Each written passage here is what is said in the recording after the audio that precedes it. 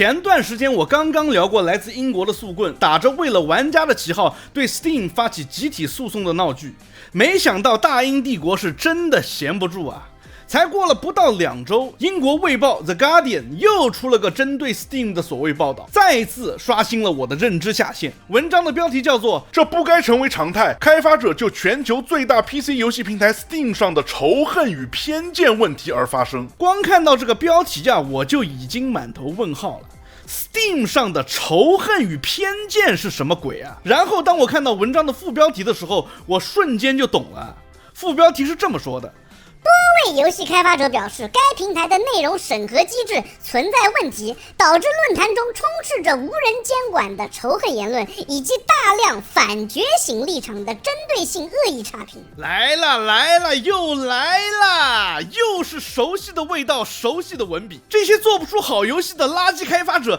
又開始在公眾面前扮演受害者，又開始在別人身上找自己失敗的原因了。用了這麼多年的 Steam 啊，我相信很多玩家的感覺和我一樣，那就是它的評價系統在那茫茫無際的虛假恰飯評測中可謂是一股清流。玩家們可以在購買遊戲之前在上面獲得全網最真誠最準確的真實遊玩評價。可以說沒有 Steam 的評價系統就沒有 Steam 今天的輝煌。它的論壇系統同樣是業界標杆，你可以在這裡自由的交流攻略心得，反饋 bug， 甚至直接和開發者對話。這種不加濾鏡的真實聲場恰恰是 Steam 社區生命力的源泉。可是萬萬沒有想到啊，玩家們在看穿了傳統遊戲媒體的把戲之後，這些 loser 現在又開始跑到主流媒體那裡去求安慰了。那麼今天的這期節目，我們就來看一看這些巨嬰開發者又說了哪些令人無語的言論，以及這些言論會出現的根本原因究竟是什麼。歡迎來到六頻道，我是老九。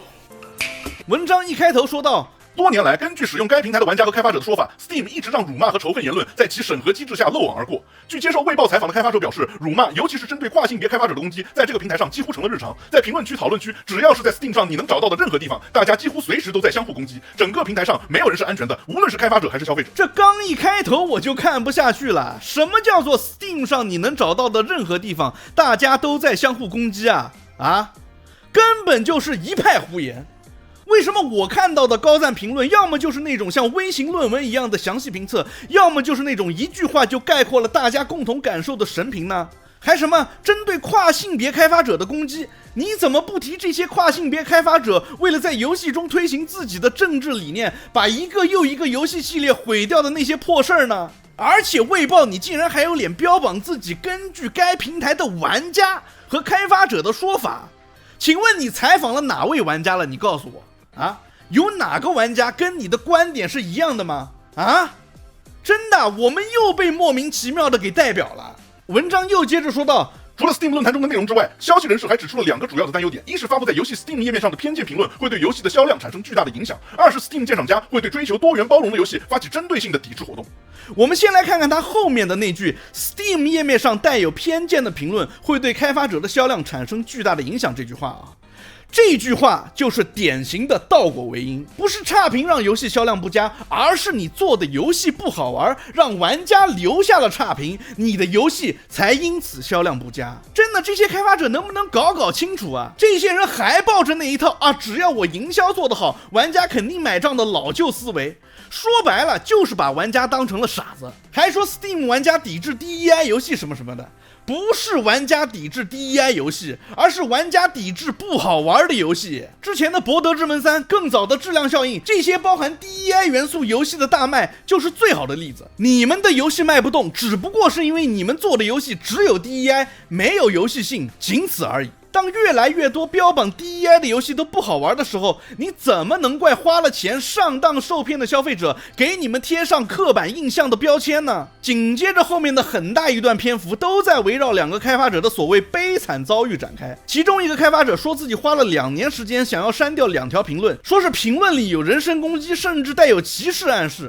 他舉報之後 ，Steam 最初判定不違規，後來通過社交媒體施壓才刪掉其中1條。第二條則因為無法核實其真實性而被保留。他聲稱最後還是他私下聯繫 Valve 的員工才把第二條評論刪除。而第二個開發者則聲稱自己的遊戲因為政治立場而被某些 Steam 鑑賞家放進了黑名單。衛報還在此處引用到 Valve 拒絕進行言論審核的行為正在讓 Steam 的評論區和論壇變成一場文化戰爭的戰場。我一開始還以為這兩位開發者做的是什麼曠世奇作，玩家的差評竟然能讓他們如此不悅。結果我去 Steam 一查，第一個開發者說的是一款只有38條評論的遊戲，而且他制作的所有遊戲都是那種不超過100條評論的作品。但是這位跨性別開發者在 X 上的粉絲竟然有1萬多人，可是這些粉絲裡真正玩遊戲的人卻這麼少，這不是進一步證明這些搞 DEI 的所謂現代觀眾都是嘴上說說，根本不玩也不會花錢去買遊戲嗎？第二位開发者呢则稍微好點，200多個評論，但是作品目前的玩家數量也是0，這就是衛報口中所謂的平台級文化戰爭嗎？ Steam 作為一個開放平台，本身就不可能也不應該對每一條評論的真實性進行仲裁，它能做的只是按照社區規則處理那種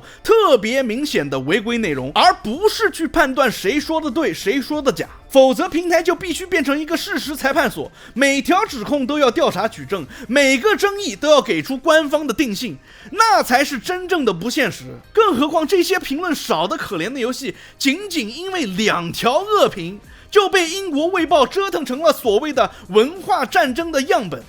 這本身就很誇張了好嗎？你可以說 Steam 的審核流程不夠高效，可以說個別案例處理的不夠及時，但是把這種小體量的個案放大成所謂 Steam 系統性縱容仇恨言論的論調，這已經不是客觀報道了，而是刻意放大、刻意抹黑了。而且說到底開放的評論區就注定會有不同的聲音，甚至是難聽的聲音。你作為開發者，需要在這些難聽的雜音當中尋找有用的反饋，以改進你的遊戲，而不是在這裡盯着這些對遊戲改進毫無進步的東西上綱上線。說的好像沒有那2條差評，你的那些無聊的遊戲就能夠一飛衝天似的。說到底，還是跟我上一期節目裡說的一樣，這些開發者現在經不起批評，混在自己的小圈子裡自我感動，一旦有人說了不好聽的，立刻就跑去找媒體喊冤，做不出好遊戲就怪平台縱容仇恨，賣不出去就說是文化戰爭害了自己。說到底，玩家的錢包才是最公正的裁判，而這些開發者交出的答卷，玩家已經用實際行動給出了最誠實的回答了。最諷刺的莫過於下一段文中舉的這個例子了。衛報這篇文章的作者接着說道 Steam 上有些專門針對包含跨性別或者 LGBTQ+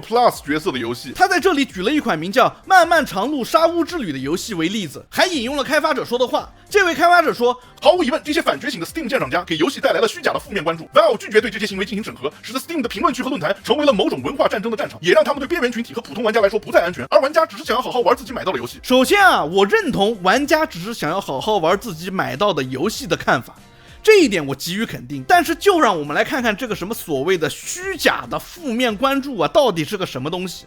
我在 Steam 上搜到了這款遊戲，總共有2300多個評論，說實話不算差，還不錯，比之前的強上很多倍，而且還拿到了特別好評的評價。這讓我覺得是不是負評被噴得太狠了，開發者才會這麼想呢？結果當我點開負面評價一看，我直接傻眼了。明明這些評價雖然是負評，但是都非常的中肯，提出了很多意見，唯一提到 LGBT 的一條評論還是中文的，而且人家給差評的重點也是游戲本身不好玩。看到這裡你說说看，衛報的這篇文章不是自己打自己的臉嗎？先說什麼玩家無腦反對 DEI， 什麼 Steam 變成文化戰爭的戰場，結果點進他自己給的一個例子一看， Steam 上面的玩家根本就不是這些開發者和這篇文章所聲稱的那樣憤世嫉俗。玩家評判一個遊戲的標準始終都是它好不好玩，大部分包含 DEI 元素的遊戲都不好玩，這就是現實。而這些開發者卻偏偏不願意承認這個現實，非要把玩家的差評包裝成仇恨犯罪，把自己的失敗包装成文化迫害，甚至像這位開發者一樣，明明自己的遊戲已經小有所成了，還是偏執的抱有這種想法。衛報的這篇報道最大的問題不是立場的偏頗，而是連自己舉的例子都沒有認真核實過，更加驗證了這個作者不是遊戲玩家，更不能代表遊戲玩家的事實。所謂的文化戰爭的戰場，不過是某些人在市場面前碰了壁，卻不敢照照鏡子看一看的最後一塊遮羞布。文章最後說道，然而对普通玩家来說，登錄 Steam 就会遇到辱骂、偏見和仇恨，其中很多內容即便經過審核仍然存在。而因為評論會影響遊戲在 Steam 上的可見度，一條負面評價可能意味着遊戲成功與否的差距。寬鬆的審核不僅會造成個體傷害，也對平台上開發者的職業和經濟利益產生深遠的影響。很多開發者表示，他們幾乎被迫去忍受這一切，因為無法擺脫 Steam 在 PC 遊戲市場內幾乎壟斷的地位。如果想繼續在 Steam 上存在，就必須每次舉報濫用行為時都經歷這種耗盡精力的折磨，這不應該成為常態。完全就是大錯特錯。對於普通玩家，在 Steam 上你根本就看不到針對玩家的所謂偏見和仇恨，玩家最多也就罵那些收錢不幹事兒的遊戲開發者而已。你的遊戲賣得不好，還是那句話，本質原因還是因為不夠好玩。而且就算玩家不喜歡過分 DEI 的角色，有什麼錯呢？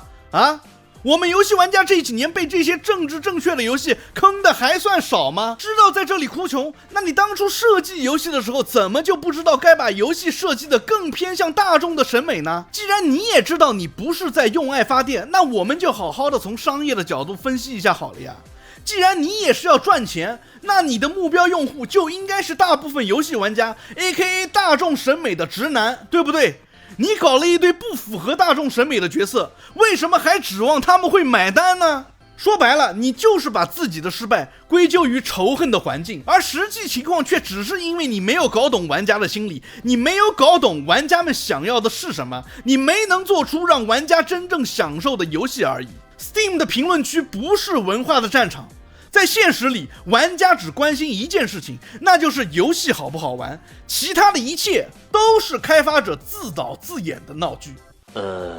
以上的這些遊戲行業的亂象，不僅僅是個別開發者的無能，更深層次的原因在於整個遊戲開發生態的結構性問題。就像我上一期提到的，現在很多開發者一旦自己的遊戲表現不佳，往往會去外部尋找借口，而非在內部反思自己哪裡做錯了。尤其是這些帶有 DEI 元素的遊戲中，體現得更為明顯。這些開發者沉浸在自己社交圈子裡形成的價值認同感當中，把遊戲本身的批評視為攻擊和偏見。玩家給出的差評很多時候並不是針對他們的政治立场，而是針對遊戲本身的玩法和內容設計。不過遊戲玩家這些年針對 DEI 的抵制並不過分，因為這些政治正確的開發者在創作遊戲的初期就過分依賴自身的價值觀和意識形態的導向，而忽視了核心的玩法和玩家的體驗。這種價值觀與市場需求的錯位，加上無效反饋的信息茧房，使他們面對市場反饋時很容易產生認知的失調。很多開發者在制作遊戲的時候團隊內部往往缺乏真正敢於提出異議的聲音，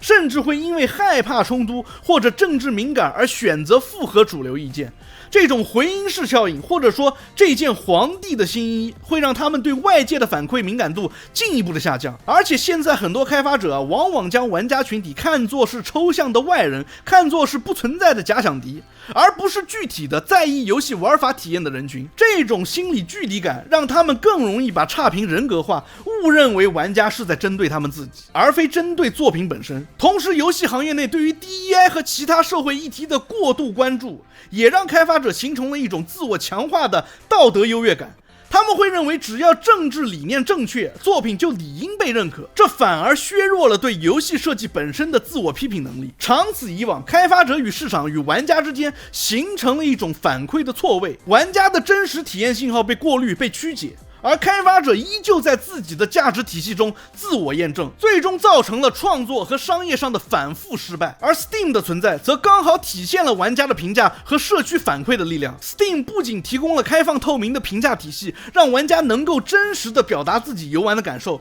也提供了論壇、討論區等渠道，讓玩家能夠自由交流攻略、提出問題，甚至直接與開發者對話。這種不加過濾的真實聲場，正是遊戲行業健康運轉的基石。正是因為有了 Steam， 玩家的聲音才能真正影響市場，讓好玩的遊戲脫穎而出。而那些不合格的作品，無論理念多麼高尚，也無法蒙混過關。像是心靈特工或者巔峰守衛這樣的案例，其失敗並不是因為 Steam 縱容了仇恨的言論，而是玩家通過 Steam 表達了對遊戲本身的真實反饋。這恰恰說明了 Steam 作為開放平台的公正與力量。這種機制不僅幫助玩家找到了真正有趣、有深度的作品，也迫使開發者必須認真面對自己的設計決策和玩法質量。長久來看，遊戲行業的成熟不僅需要技術與資金，更需要像 Steam 這樣能夠讓玩家直接發聲的平台，這樣才能讓開發者學會把創作的重心重新放回到遊戲本身。Later。說到底 ，Steam 已經給了開發者一個最透明、最開放、最公正的平台了。玩家的評測恰恰是这些開發者能夠得到的最有用的第一手改進意見。換句話說 ，Steam 已經幫他們提供了最完整的工具，讓他們看到了遊戲的優劣、改進的方向以及市场真實的聲音。可這些開發者，尤其是那些 DEI 開發者呢？他們遊戲做不好，玩法拉胯，系統粗糙，竟然還跑去抱怨平台縱容差評，還覺得玩家們在攻擊他們的政治立場。醒醒吧，你們不過是選擇把失敗包裝成了迫害，把差評當成了平台的審查問題。你們的這些行為只會讓你們看上去無能且自作自受。真相其實很簡單，那就是 Steam 不是你們的敵人，它是最公正的裁判。你们的問題不在於平台，而在於你們自己。Anyways， 歡迎收看第9頻道，感謝大家的陪伴。如果你有對 Steam 評測區的看法，歡迎在評論區分享，也別忘了訂閱、關注、點讚、收藏。我們下期見 ，Peace。這特好 I don't give a damn。我天，我覺得我是幫你省了100萬，天哪，特好特好。你看，你自己看。